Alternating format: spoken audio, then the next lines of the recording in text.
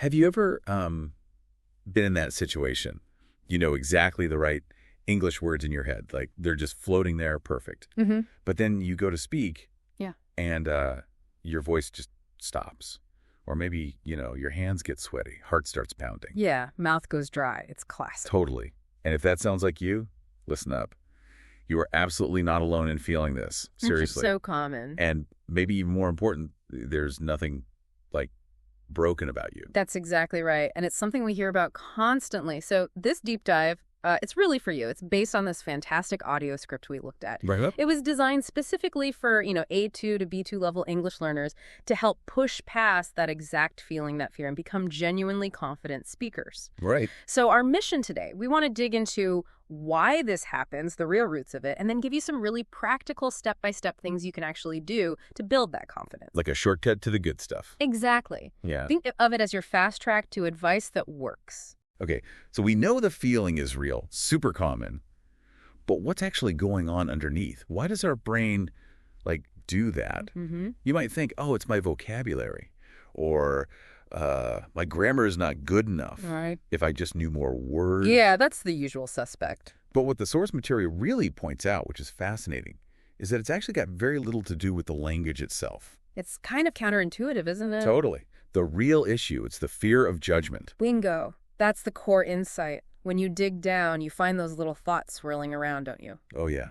What if I make a mistake? Or what if they laugh at me? Or the big one, what if I sound stupid? Yes, those are paralyzing. They really can be. And the source makes it clear these thoughts. Totally normal. They usually come from, a fear of embarrassment. Makes sense. Maybe some bad experiences in the past when speaking didn't go so well. Or sometimes it's just a general low self-confidence kind of spilling over. And it ties into that bigger pressure, right? The pressure to be perfect. Absolutely, this pressure to be perfect in everything. And speaking a new language, well, that just feels like a high-stakes test for that perfectionism. Okay, so perfection. That word is actually a perfect transition here. Because when it comes to speaking English, perfection is... it's basically a myth. It really is. It's an illusion. For the longest time, I definitely thought fluency meant, zero mistakes, flawless grammar, perfect accent, the whole deal. That's the dream, right? Yeah. But what the source highlights, and this was a real eye-opener, is that fluency does not equal perfection. They're different things. Yes, such a crucial distinction. And maybe one that isn't said enough or isn't really believed deep down. Yeah. I mean, just listen closely. Even native English speakers, we trip up constantly. Good time. We forget words mid-sentence, use slightly off grammar, fill pauses with and like. It's just how people talk naturally. Right. It's not a performance. Exactly. So if native speakers aren't perfect, why on earth should that be your goal? It's completely unrealistic and, frankly, unhelpful. So what should the goal be then? Well, the focus needs to shift fundamentally away from perfect English and towards clear communication and genuine connection. Because that's what language is for, isn't it? Connecting with people. That makes so much more sense. Connection, not perfection. Right. So what does that mean practically? For someone listening right now, what's the takeaway? Well, it means you can make mistakes and you can still be confident. Okay, I like that. You can pause, take a breath to find your words and still be respected. People understand that. And you can even speak slowly, deliberately, and still be powerful. Your message still gets through. Those are really empowering ideas. Mistakes are okay. Pausing is okay. Slow is okay. Absolutely. It reframes the whole experience. And that reframing, it shifts you. It shifts you from thinking, oh, I'm stuck like this, to thinking, okay, I'm learning, I'm growing. Right, changing that internal voice. Exactly. So instead of that nagging thought, I'm bad at English, you actively, consciously change it to something like, I'm learning English every single day. Or if you catch yourself thinking, I'm scared to speak, try reframing it immediately to, I'm practicing speaking with courage. I like that. Practicing courage. It's active. It is. Because confidence isn't something you just, have or don't have. It's not like eye color. Right. It's not fixed. Not at all. It's something you build, like a muscle, brick by brick. So every time you speak, even a little bit. Every single time, even if it's just for 5 seconds, you say anything out loud in English, you're putting another rep in, you're building that confidence muscle. Like going to the confidence gym. Pretty much.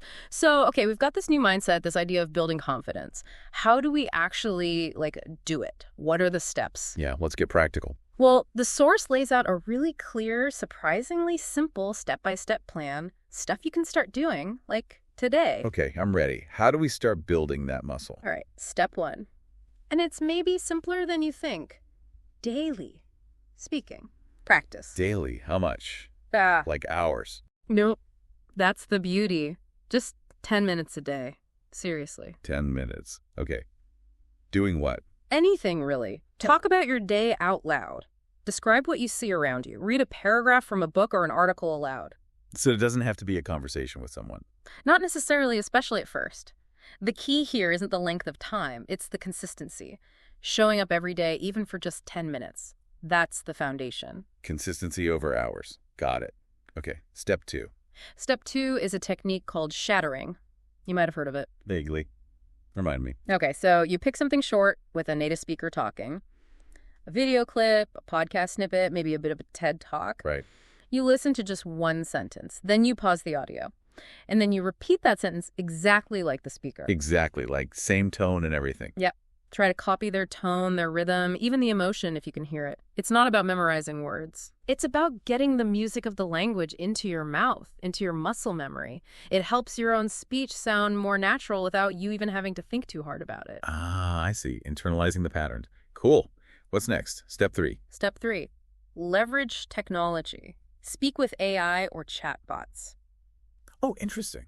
Like who? Well, there are specific apps like Elsa Speak or Duolingo speaking exercises, or even just talking to Google Assistant, Siri, or a general chatbot like ChatGPT. And the benefit there is? Zero judgment. That's the huge win. The AI doesn't care if you stumble or mispronounce something. It's just practice space, safe space to just talk. Okay, that removes a lot of the pressure. I like that. Yeah. Step 4. Step 4, this one might feel a bit weird at first. Uh-oh.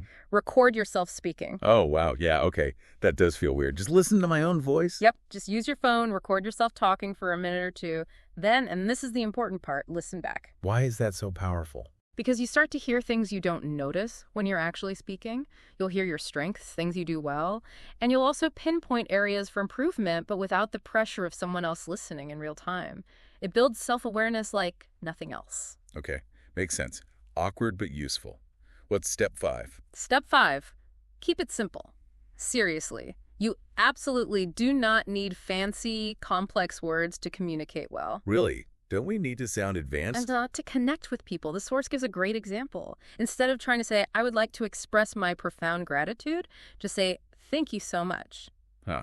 Okay, much easier. Exactly. Simple is beautiful, it's clear, it's effective, and honestly, it lowers the mental barrier to just opening your mouth and speaking. Simple is beautiful. Love it. Step 6. Step 6 is about bringing other people in gently. Practice with friends or tutors. Ah, okay. The human element. Yeah. Find a language buddy, someone else learning maybe. Join an online speaking group where the pressure is low, or find an online tutor for short focused sessions. Does it have to be often? Even just one small conversation a week, like 15 or 30 minutes, can make a huge difference. It's about taking those safe, supported steps into real interaction. Okay, that feels manageable. And the final step, step 7. Step 7 is kind of the golden rule that ties it all together. Focus on clarity, not perfection. Back to that perfection thing. Exactly. Your main goal always should be, can the other person understand me? Am I getting my message across clearly? And it's okay if it's not perfect. Totally okay. It's fine to pause. It's fine to correct yourself mid-sentence. Oh, but I mean, people understand that. They connect with you when you speak genuinely from the heart, trying to communicate. Not when you're trying to sound like a walking dictionary. Clarity over perfection. Got it. That whole sequence feels really practical. It really is. It breaks it down. And, Yeah. to really show how this works, the source shared a great real-life example. Her name was Rena. Okay, tell me about Rena. So Rena was from a small town. And like we talked about, she actually had decent English vocabulary on paper. She knew the words. But speak? Yeah, speaking terrified her. Her voice would literally shake when she tried to talk to people in English. That exact feeling we described at the start. Okay, so what did she do? Did she follow these steps? Pretty much. She started really small, like reading children's books aloud just to get used to the sounds. She committed to speaking for just 5 minutes every day. Just 5 minutes. Yep. And she used step 4. She practiced recording herself with her phone camera, talking to herself. Wow. Okay, and what happened? Get this. In just 3 months, not years, months, Rena joined a local English-speaking club. And she actually stood up and spoke in front of 12 people. No way. After just 3 months, was she, like, suddenly fluent? The source is clear. No, she wasn't perfect. Not even close, probably. She still made mistakes. But she did it. Yeah. And the key thing was she felt proud. She felt confident. She'd faced the fear and taken action. that's incredible. What a great story. Isn't it? And Rena's story isn't just, a nice little anecdote. It perfectly underlines the main point here. Confidence isn't magic. It's not something you're born with. It's built. It's built consistently, courageously, one small, sometimes awkward step at a time. Her story is proof that these simple actions actually work. Okay, that's really inspiring. So for someone listening now feeling maybe motivated by Rena, how do they keep that going? How do you stay motivated when it feels hard? Great question. Sustaining progress is key. The sources had some really good, encouraging tips for exactly that. Lay them on me. First, and this is huge, celebrate the small wins. Seriously. What counts as a small win? Anything. Speak one new sentence you practiced. Asking for directions and being understood, just saying thank you clearly, acknowledge it, give yourself credit. That fuels you. Okay, celebrate the small stuff. What else? Second, be kind to yourself. This journey isn't about beating yourself up for mistakes. Easier said than done sometimes. True, but try this. Talk to yourself like you would talk to your best friend if they were learning English and struggling. You wouldn't be harsh, right? You'd be encouraging. Yeah, you'd say, you're doing great. Keep going. Exactly. Offer yourself that same compassion. Okay, self-compassion. Got it.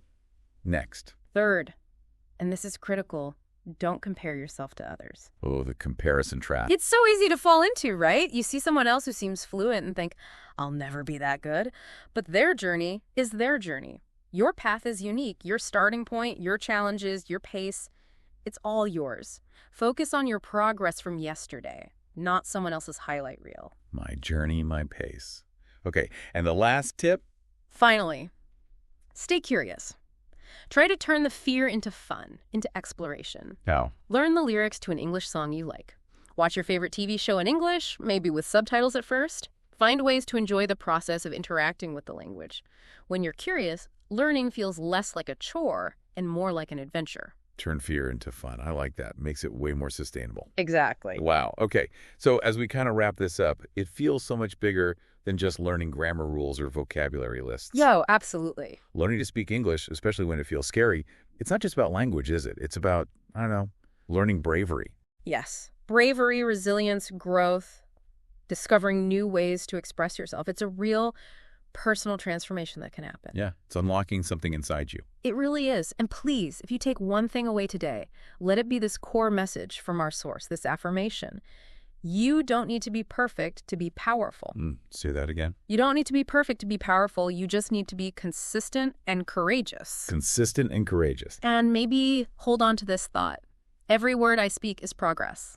I am becoming confident one sentence at a time. That's a great affirmation. Every word I speak is progress. Mm-hmm. So maybe the final thought for everyone listening, as you step forward, as you decide to speak, even when it feels uncomfortable, consider this. Yeah. How is embracing this vulnerability, the vulnerability of speaking a new language? Yeah. How is it maybe less about just mastering English and more about discovering new parts of yourself, new layers of your own identity, your own courage? Ooh, that's a good one. What new versions of yourself might you actually meet as you bravely start to speak?